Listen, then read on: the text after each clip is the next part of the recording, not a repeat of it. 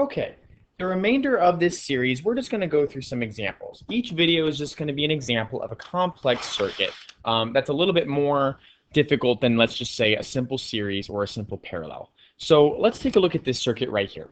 This circuit actually has multiple components into it. So this one's actually a little bit more difficult because you actually have components of both. There's series and parallel. So if we look at this example here, what is if you could picture, what is the overall circuit? It has components of both series and parallel, but overall, what kind of circuit would it be?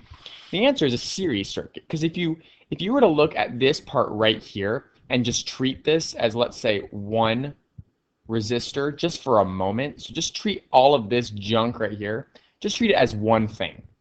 If that was one resistor, it would be a one pathway circuit. It would go up through here, through there, through that resistor, and then back through here. So overall, it is a series circuit, but the thing about it is this is not a simple resistor. This is another circuit. It's a parallel circuit.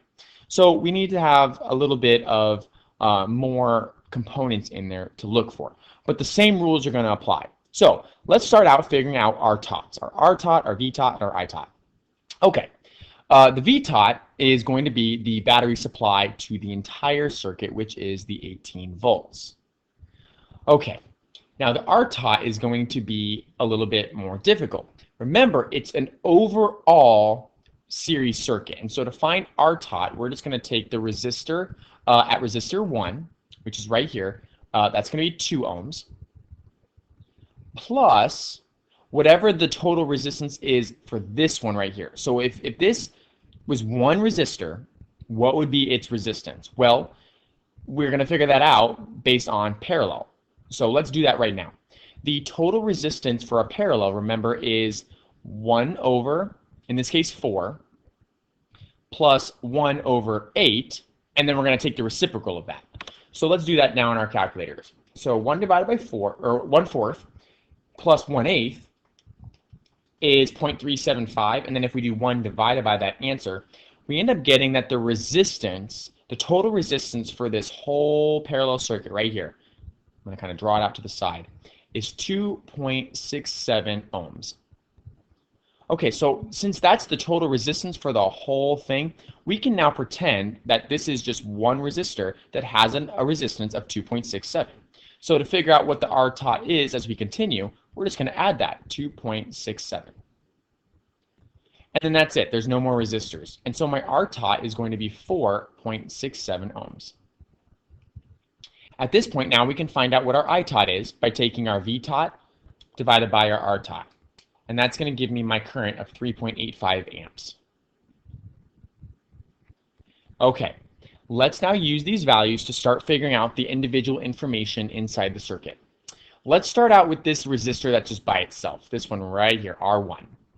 Remember, in a series circuit, the current is what's the same. So if the total current for the entire circuit overall is 3.85 amps, it's also going to be 3.85 amps here, and it's going to be 3.85 amps for this resistor. Now remember, this resistor is not a single resistor, it's actually another circuit, but let's pretend just for a moment that it is a single resistor. So I'm going to write the 3.85 amps there. Okay, since we're so close on R1 and figuring out all the information, let's just finish it off.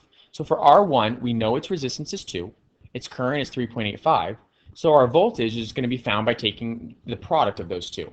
3.85 times 2 gives me my voltage of 7.7. Okay, we are done with resistor 1. We have figured out everything. Excellent. Now we need to go into this circuit right here in order to figure out what the information is for R2 and for R3.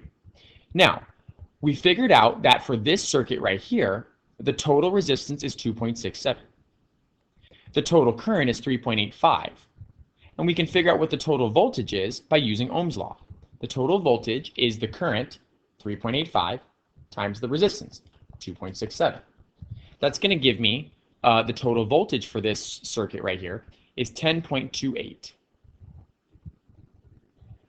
Notice I also could have found that because we know these two voltages here and here must add up to be 18. So there's another way I could have figured that out too. But either way is fine.